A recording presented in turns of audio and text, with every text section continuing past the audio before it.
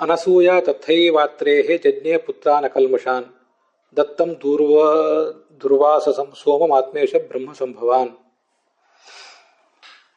ಈ ಒಂದು ಶ್ಲೋಕದ ಪಾಠದ ಬಗ್ಗೆನೂ ಕೂಡ ಈಗ ಒಂದು ಬಾರಿ ಗಮನ ಹರಿಸೋಣ.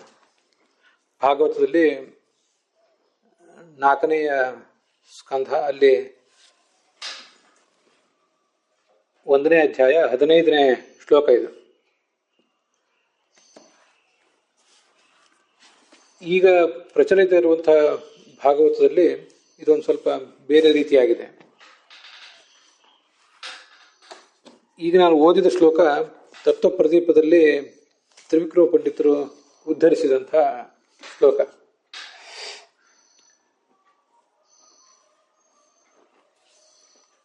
ತಥೈವ ಹಾಗೆಯೇ ಅನಸೂಯಾದೇವಿಯು ಅತ್ರಿಯಿಂದ ದೋಷರಹಿತರಾದ 3 ಜನ ಮಕ್ಕಳನ್ನು ಹೆತ್ತಳು. ಆತ್ಮ ಅಂದರೆ ವಿಷ್ಣು, ಅವನಿಂದ ಹುಟ್ಟಿದವನು ದತ್ತ. ಈಶ ಅಂದರೆ ಚತುರ್ಮುಖ ಬ್ರಹ್ಮ, ಅವನಿಂದ ಹುಟ್ಟಿದವನು, ಅವನ ಅಂಶದಿಂದ ಹುಟ್ಟಿದವನು, ಅವನ ಆವೇಶದಿಂದ ಹುಟ್ಟಿದವನು ಚಂದ್ರ. ಮತ್ತು ಈಶ ಅಂದರೆ ರುದ್ರ, ಅವನ ಆವೇಶದಿಂದ ಅವನ ಅಂಶದಿಂದ ಹುಟ್ಟಿದವನು ದುರ್ವಾಸ. ಹೀಗೆ 3 ಜನ ಮಕ್ಕಳನ್ನು ಹೆತ್ತಳು ಅಂತ. ತಥೈವ ಅಂತಿದೆಯಲ್ಲ, ತಥೈವ ಅಂದರೆ ಹಾಗೆ ಅಂತ ಅರ್ಥ. ಹಾಗೆ ಅಂದರೆ ಹಿಂದಿನ ಶ್ಲೋಕದಲ್ಲಿ ಅಲ್ಲಿ ಮತ್ತೊಂದು ವಿಚಾರ ಬಂದಿದೆ, ಅದನ್ನ ಹೇಳ್ತಿದ್ದಾರೆ ಅಷ್ಟೆ. ಹಾಗೆ ಮತ್ತು ಅಲ್ಲಿ ಮರೀಚಿಯ ಪತ್ನಿ ಸುಕಲ ಅಂತ ಒಬ್ಬಳಿದ್ದು. ಮರೀಚೇಹೆ ಪತ್ನಿ ಮರೀಚೇಹೆ ಸುಕಲ ಶುಶ್ರುವೆ ಕರ್ದಮಾತ್ಮಜ ಕಶ್ಯಪಂ ಪೂರ್ಣಿಮಾನಂಚ ಯಯೋಹೋ ಆಪೂರಿತಂ ಜಗತ್. ಮರೀಚಿಯ ಪತ್ನಿಯಾದ ಸುಕಲ ಅನ್ನುವವಳು ಕರ್ದಮನ ಮಗಳು. ಅವಳು ಕಶ್ಯಪನನ್ನ ಮತ್ತೆ ಪೂರ್ಣಿಮಾ ಅನ್ನುವವಳನ್ನ ಇಬ್ಬರನ್ನ ಹೆತ್ತಳು. ಅವರಿಂದ ಈ ಜಗತ್ತು ಮುಂದುವರಿಯಿತು. ಪೂರ್ಣಿಮಾ ಅಂತ ಶಬ್ದ ಇದೆ, ಅದನ್ನು ಗಮನಿಸಬೇಕು. ಇದು ಕೇವಲ ಸ್ತ್ರೀಲಿಂಗ ಶಬ್ದ ಏನಲ್ಲ. ಪೂರ್ಣಿಮಾ, ಪೂರ್ಣಿಮಾನೋ, ಪೂರ್ಣಿಮಾನಃ ಅಂತ ಆಕಾರಾಂತವಾದ ಪುಲ್ಲಿಂಗ ಶಬ್ದ ಇದೆ. ಗಂಡಸಿಗೂ ಪೂರ್ಣಿಮಾ ಅಂತ ಹೆಸರು ಇಡಬಹುದು, ಅದು ನಕಾರಾಂತವಾದ ಶಬ್ದ ಆಗ್ತದೆ ಅಷ್ಟೆ. ಇದು ಹೀಗೆ ಹಿಂದೆ ಶ್ಲೋಕ ಬಂದಿದೆ. ಮರೀಚಿಯ ಪತ್ನಿ ಸುಕಲ ಹೀಗೆ ಹೆತ್ತ ಮೇಲೆ ತಥೈವ ಹಾಗೆ ಅನಸೂಯಾದೇವಿಯು ಅತ್ರಿಯಿಂದ 3 ಜನ ಮಕ್ಕಳನ್ನು ಹೆತ್ತಳು ಅಂತ ಇಷ್ಟು ಅಲ್ಲಿರುವ ಶ್ಲೋಕ. ಭಾಷ್ಯದೀಪಿಕಾದಲ್ಲಿ ಜಗನ್ನಾಥೇತಿಗಳು ಯದ್ಯಪಿ ಅತ್ರೇಹ ಪತ್ನಿ ಅನಸೂಯಾ ತ್ರೀನ್ ಜಜ್ಞೆ ಅತಿಯಶಸಃ ಸುತಾನ್ ದತ್ತಂ ಇತಿ ಭಾಗವತ ಪಾಠ. ಈಗ ನಾವು ನೋಡ್ತಿರುವ ಭಾಗವತ ಪಾಠದಲ್ಲಿ ಹೀಗೆ ಅತ್ರೇಹ ಪತ್ನಿ ಅನಸೂಯಾ ತ್ರೀನ್ ಜಜ್ಞೆ ಅತಿಯಶಸಃ ಅಥವಾ ಸುಯಶಸಃ ಸುತಾನ್ ಅಂತ ಪಾಠ ಇದೆ ನಾವು ನೋಡ್ತಿರುವ ಭಾಗವತ ಪಾಠಗಳಲ್ಲಿ. ಅದನ್ನ ವಿಜಯಧ್ವಜ ಸ್ವಾಮಿಗಳು ಮತ್ತು ಉಳಿದವರೆಲ್ಲರೂ ಕೂಡ ಹಾಗೆ ಪರಿಗಣಿಸಿದ್ದಾರೆ. ಜಜ್ಞೆ ಸುಯಶಸಃ ಸುತಾನ್ ಅಂತ.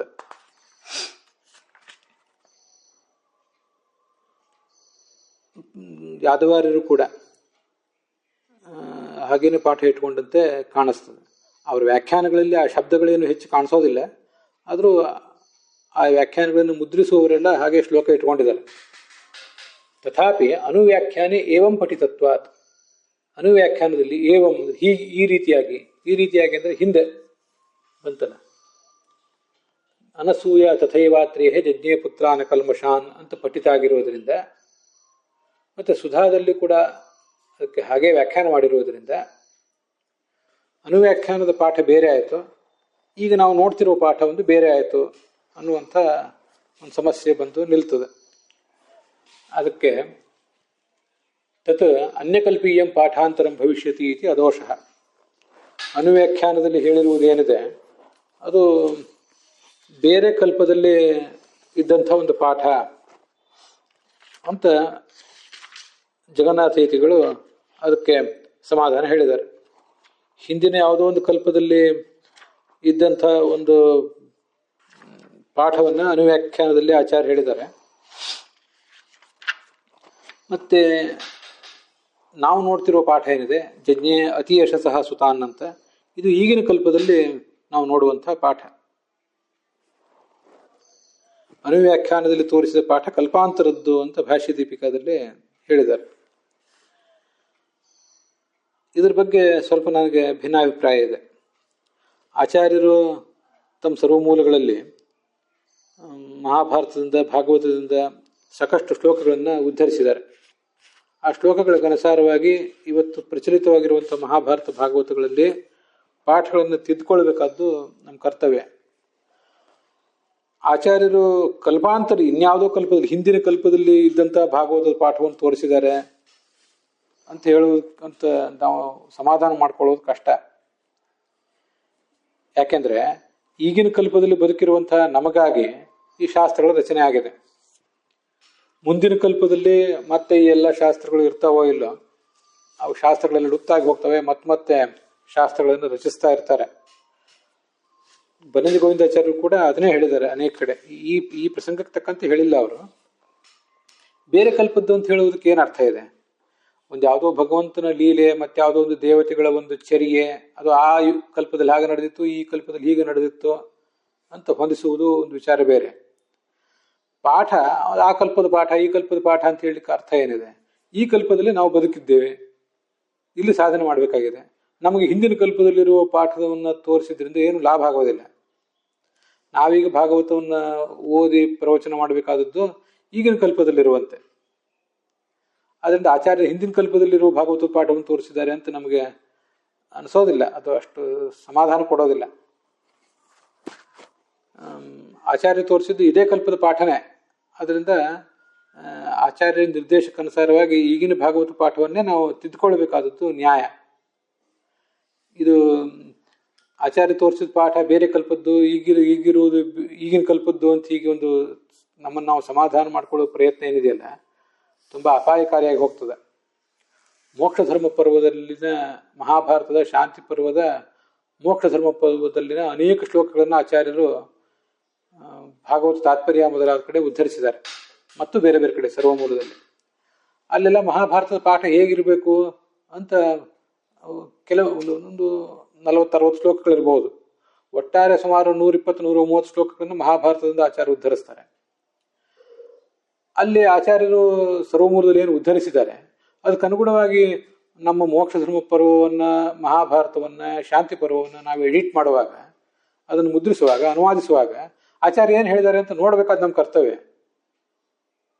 ಯಾಕೆ ಅಪಾಯಕಾರಿ ಈ ಪ್ರವೃತ್ತಿ ಅಂತ ಹೇಳಿದೆ ಅಂದ್ರೆ, ನಾವು ನಮಗೆ ಯಾವುದೋ ಒಂದು ಮಠದಲ್ಲಿ, ಇನ್ನೊಂದು ಯಾವುದೋ ಮೂಲೆಯಲ್ಲಿ, ಯಾವುದೋ ಒಂದು ಗ್ರಂಥಾಲಯದಲ್ಲಿ ಸಿಕ್ಕಿದಂಥ ಒಂದು ಹಸ್ತಪ್ರತಿಯನ್ನು ತಗೊಂಡು ಅದರ ನೇರಕ್ಕೆ, ಅಂದ್ರೆ ಅರ್ಥಾತ್ ನಮ್ಮ ಮೂಗಿನ ನೇರಕ್ಕೆ ಅದನ್ನು ಪ್ರಿಂಟ್ ಮಾಡುವುದು. ಆಚಾರ್ಯರು ತೋರಿಸಿದ ಪಾಠಕ್ಕೂ ಇದಕ್ಕೂ ಏನು ಸಂಬಂಧ ಇಲ್ಲ. ಯಾಕೆ ಹೀಗೆ ಮಾಡ್ತಾ ಇದ್ದೀರಿ ಅಂತ ಏನಾದ್ರು ಪ್ರಶ್ನೆ ಬಂದರೆ, ಆಚಾರ್ಯರ ಸರ್ವಮೂಲಕ್ಕೆ ಅನುಗುಣವಾಗಿ ನಿಮ್ಮ ಪಾಠ ಇರಬೇಕಲ್ಲ ಇದು ಅಂತ ಕೇಳಿದರೆ, ಇಲ್ಲ, ಸರ್ವಮೂಲದ ಪಾಠವನ್ನೇ ವಿಚಾರ ಮಾಡಬೇಕಾಗಿದೆ, ಅದನ್ನೇ ತಿದ್ದಬೇಕಾಗಿದೆ ಅಂತ ಹೇಳುವವರನ್ನು ನಾನು ಕೇಳಿದ್ದೇನೆ. ನೀವು ತಿದ್ದುಕೊಳ್ಬೇಕಾದದ್ದು ಈಗಿನ ಮಹಾಭಾರತವನ್ನ, ಸರ್ವಮೂಲವನ್ನಲ್ಲ. ಸರ್ವಮೂಲದಲ್ಲೂ ಪಾಠಾಂತರಗಳಿವೆ, ಇಲ್ಲ ಅಂತಲ್ಲ. ಆದರೆ ಸರ್ವಮೂಲಗಳಲ್ಲಿ ಪಾಠಾಂತರಗಳು ಕಡಿಮೆ, ಮಹಾಭಾರತ ಭಾಗವತಗಳಲ್ಲಿ ಪಾಠಾಂತರ ಹೆಚ್ಚಿವೆ.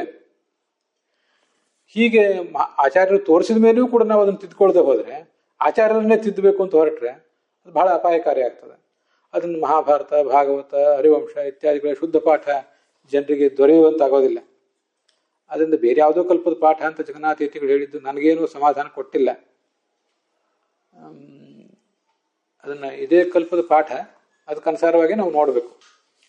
ಒಂದು ವಿಚಾರ ನಮ್ಮ ಗಮನದಲ್ಲಿರಬೇಕು. ಇತ್ತೀಚೆಗೆ ನಾನು ಅದನ್ನು ಕೆಲವು ವಿದ್ವಾಂಸರ ಜೊತೆ ಚರ್ಚೆ ಮಾಡ್ತಿದ್ದೆ. ಆಚಾರ್ಯರು ಮಧ್ವವಿಜಯದಲ್ಲಿ ತೋರಿಸಿರುವಂತೆ 5ನೇ ಸ್ಕಂದದ ನಿಗದ್ಯತಾಂ ಗದ್ಯ ಮಿಹೈವ ಪಂಚಮೇ ಅಂತ 5ನೇ ಸ್ಕಂದದಲ್ಲಿ ಬಂದಿರುವಂತಹ ಒಂದು ಗದ್ಯ ಭಾಗವನ್ನ ಪರಿಶೀಲನೆ ಮಾಡ್ತಾ ಇದ್ರು ಆಚಾರ್ಯರು ಮತ್ತು ಅಚ್ಯುತ ಪ್ರೇಕ್ಷರು, ಉಳಿದ ವಿದ್ವಾಂಸರು ಮೊದಲಾದವರೆಲ್ಲ. ಆಚಾರ್ಯರು ಒಂದು 4-6 ಪುಸ್ತಕಗಳಿದ್ದವು ಅಲ್ಲಿ. ಬಹುಪ್ರಕಾರೇ ಲಿಖಿತೇತು ವಾಚಿತೆ ಪ್ರಕಾರಮೇಕಂ ಪ್ರಭುರಭ್ಯಥಾ ದೃಢಂ.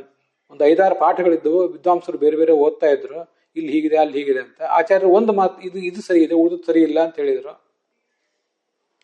ಆಗ ಇದು ಹೇಗೆ ನಿಮ್ಗೆ ಗೊತ್ತಾಯ್ತು ಅಂತ ಅಚ್ಯುತ ಪ್ರಜ್ಞರು ಕೇಳಿದ್ರೆ, ಪೂರ್ವಜನ್ಮ ಸುಹಿ ವೇದ ಪುರೇದಂ ಸರ್ವಮಿತ್ಯಮಿತ ಬುದ್ಧಿರುವಾಚ.